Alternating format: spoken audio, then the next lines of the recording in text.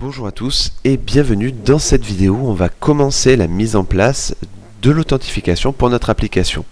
Donc je sais qu'on ne va pas de suite utiliser et mettre en place Livewire, mais patience, il est important de faire une application complète. Donc on a besoin maintenant de mettre en place un système d'authentification en utilisant les différentes librairies que l'écosystème de Laravel nous met à notre disposition. Donc moi j'ai choisi Fortify, vous pouvez adapter le cas avec ce que vous voulez, mais je trouvais que c'était le plus simple et le plus modulable pour ce genre d'application. Donc première chose à faire, j'ai installé une nouvelle version, une nouvelle installation de Laravel en version 8, qui est la dernière version à l'heure à laquelle je fais cette vidéo, et on est parti pour mettre en place tout simplement l'authentification. Donc de temps en temps je vais aller récupérer du code sur le projet, donc le projet GitHub bien sûr qui est disponible en description, ça évite de perdre du temps. Dans tous les cas j'expliquerai un maximum le code que je récupère, que je m'auto-vole, mais si vous avez le moindre souci, n'hésitez pas à poser votre question dans les commentaires et je m'efforcerai d'y répondre au plus vite. Donc ceci étant dit, on est parti, on va installer maintenant Fortify pour l'authentification. Donc le principe, ça va être quoi? Ça va être de pouvoir authentifier un utilisateur et quand il va vouloir s'inscrire, il va pouvoir choisir entre deux rôles, le rôle de client et le rôle de freelance. Donc ça peut poser des soucis lorsque vous installez cette librairie parce qu'au niveau de PHP Artisan Migrate, il va falloir prévoir le cas au niveau de la table user. Donc il vous aura fallu mettre un role ID dans la table user dans votre migration. Donc ça c'est des choses dont on va s'occuper en parallèle de l'installation de Fortify. Donc première chose à faire, je vais me rendre sur mon terminal et faire un coup de Composer Require Laravel Fortify, déjà pour installer la librairie. Et en attendant, ce que je vais faire, c'est ouvrir une deuxième fenêtre pour créer un modèle. PHP Artisan Make Model, et ce modèle, ce sera le modèle role. Je vais lui ajouter le flag "-m pour créer une migration.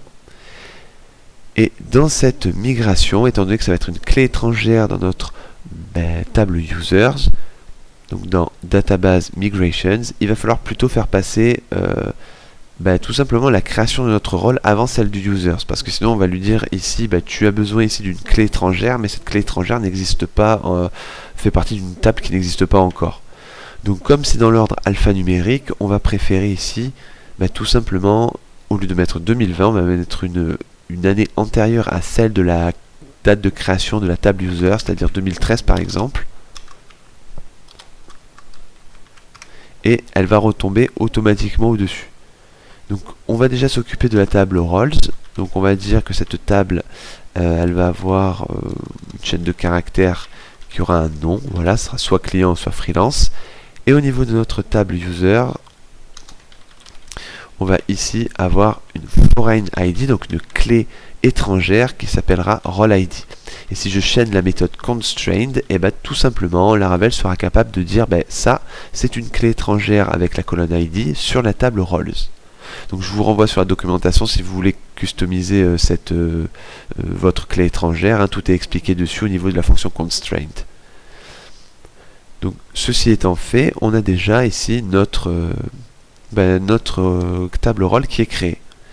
Donc avant de passer à la suite, lors de la création de notre utilisateur, on va, pour éviter les erreurs de mass segment, préciser que role ID doit être aussi enregistré à la volée. Voilà.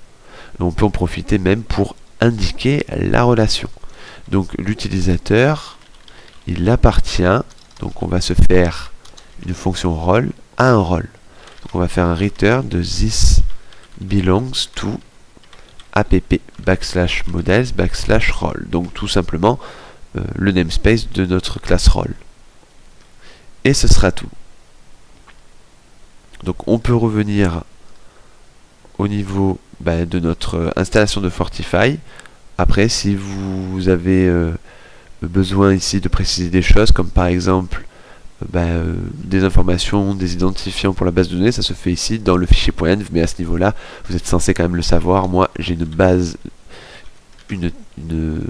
ici une base LaraWork, donc comme ça, je le précise et maintenant c'est fait. Donc prochaine chose à faire, on va devoir publier ici les différentes ressources de Fortify. Donc on est parti, PHP Artisan. Donc là il nous a créé différents dossiers, des providers, donc des choses intéressantes qu'on va modifier juste après. Et là on peut faire notre PHP Artisan Migrate pour migrer notre base de données. Donc PHP Artisan Migrate, et vous voyez qu'il m'a créé comme prévu d'abord la classe role, enfin, d'abord la table role et ensuite la table utilisateur. Donc on n'a pas rencontré de soucis. Enfin, ici, on nous précise qu'il va falloir préciser à notre tour Fortify Service Provider dans l'arrêt providers de notre app.php dans le dossier config. Donc, on est parti. Je vais copier ici ce nom-là. Et au niveau de providers, donc on a notre Fortify Service Providers. Mais pour l'enregistrer, ça se passe dans config app.php. Et là, on a un arrêt providers. Et à ce niveau-là, on va lui préciser le providers de Fortify, donc app, on va remplacer les slash par des backslash, Fortify Service Provider, classe, et on n'oublie pas la virgule. Voilà, donc à ce niveau-là, c'est OK.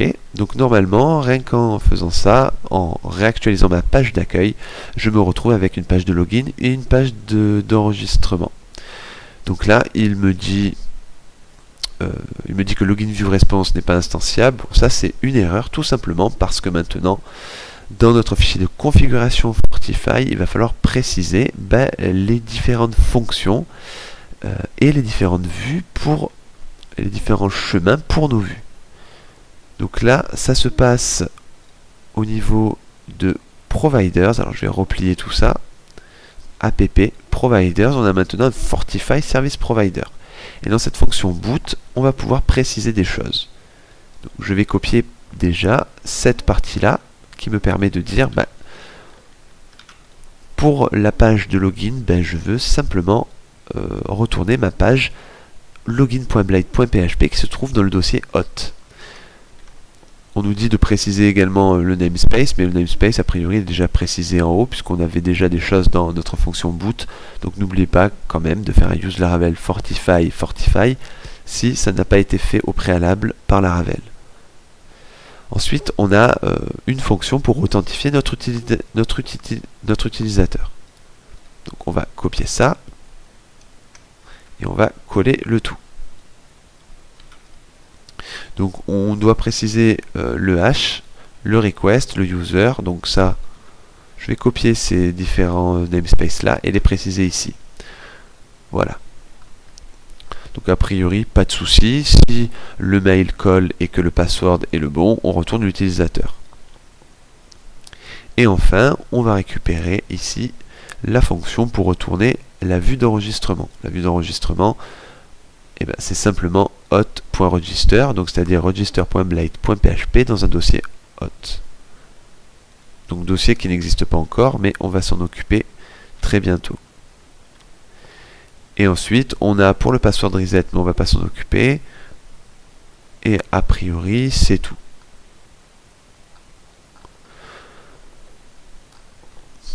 Donc maintenant, il devrait me sortir une toute autre erreur qui est « Je ne trouve pas la vue ».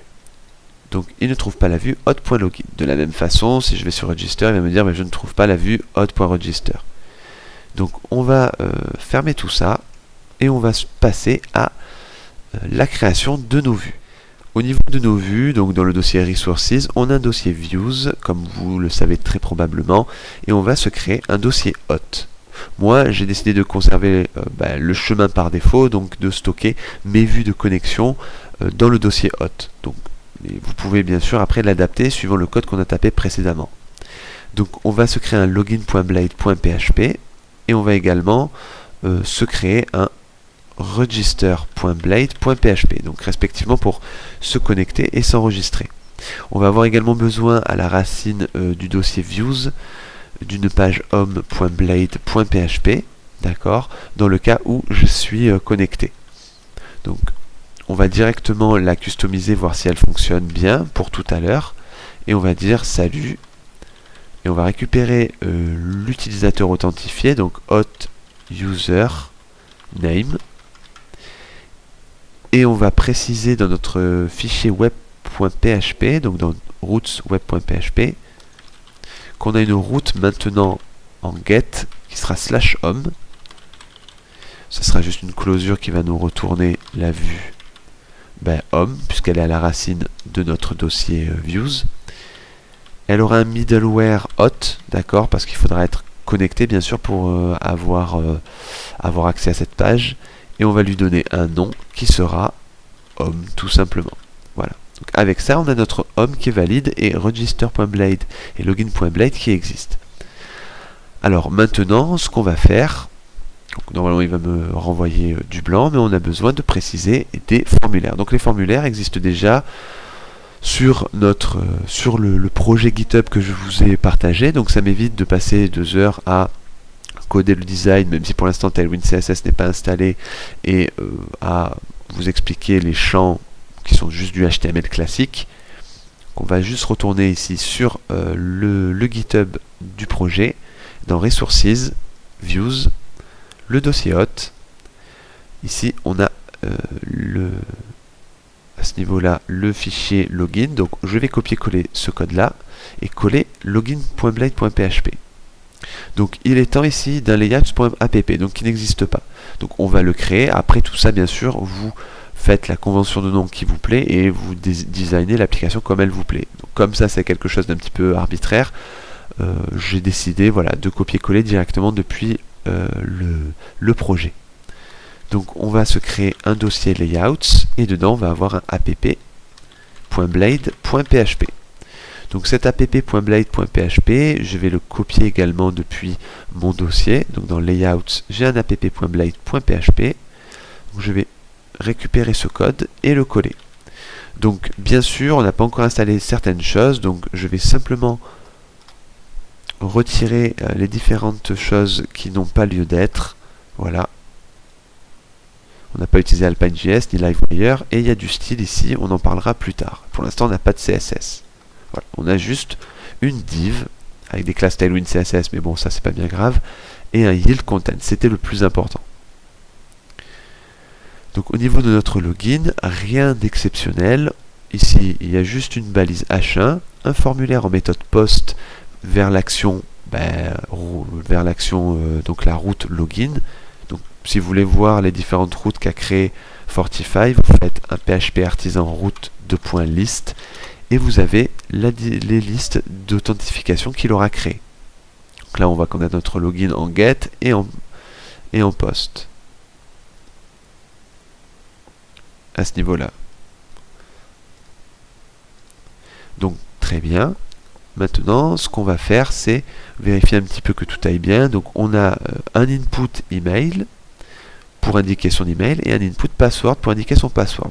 J'ai des balises Blade ici error pour marquer les messages en cas d'erreur. Très bien. Et un bouton bien sûr de type submit pour se connecter. Donc là, rien de sorcier. Il faut envoyer ces informations là pour authentifier notre utilisateur. De la même façon, je vais récupérer aussi le code dans mon dossier hot pour la page d'enregistrement. Donc je vais récupérer ça, copier et coller dans register.blade.php. Donc c'est exactement la même chose, sauf qu'ici on pointe en poste vers l'action, vers la route register, qu'on aura besoin d'un name pour l'utilisateur, on aura besoin d'un email, d'un password et d'un password confirmation. J'ai également rajouté un role select, donc ça c'est simplement pour choisir son rôle lors de l'inscription. Donc on a deux inputs de type radio, donc la value 1 pour le rôle ID freelance et la value 2 pour le rôle ID client. Ça veut dire que dans ma base de données, je dois avoir une valeur 1 qui correspond au freelance et une valeur 2 qui correspond au client. Et enfin, un bouton pour soumettre les infos. Donc ce que je vais faire, c'est ouvrir l'Aragon et plus précisément ma base de données pour créer déjà ces différents rôles. Donc normalement dans l'AraWork, donc ma base de données, j'ai une table rôle et je vais devoir y créer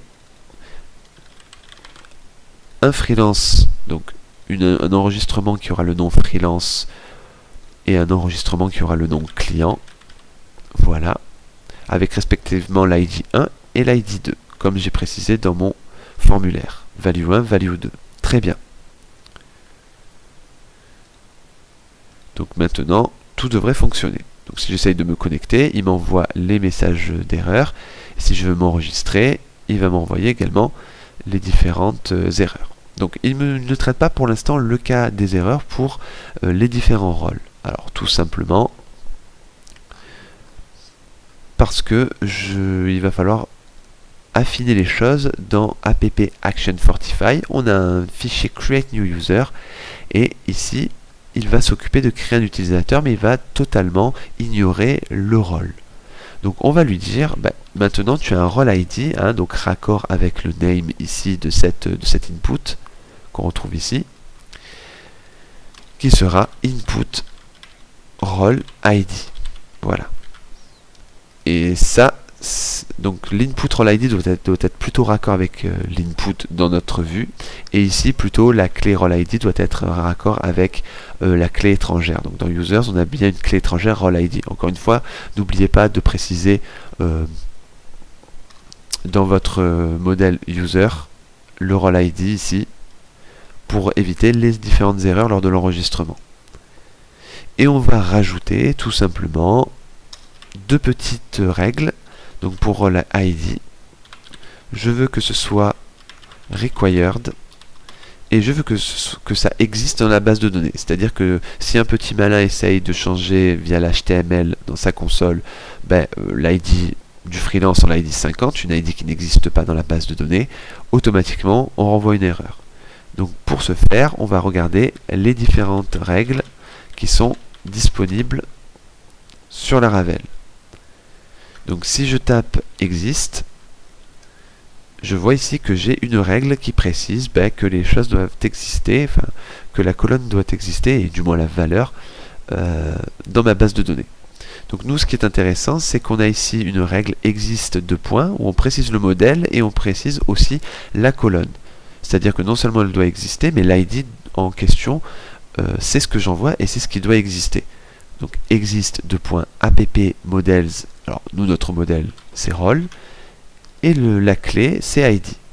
Donc rien qu'en faisant ça, en réactualisant et en cliquant sur créer mon compte, je vois que là, le rôle doit être requis, mais si je viens modifier volontairement le code et précisément la value, si je mets 5, une ID qui n'existe pas en base de données, et que je clique sur créer mon compte, donc je vais plutôt le refaire parce que je ne l'ai pas sélectionné et c'est le required qui me montre en premier. Donc on va dire qu'on sélectionne freelance et que freelance c'est une value 5 qui n'existe pas. Si je clique sur créer mon compte, il me dit le role ID est invalide. Donc ça c'est plutôt une bonne chose.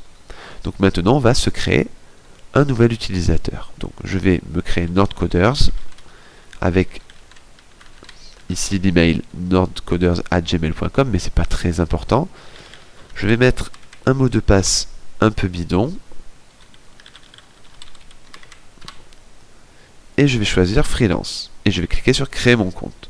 Et là je suis redirigé sur larwork.test/home, donc la vue home que l'on s'est créée tout à l'heure.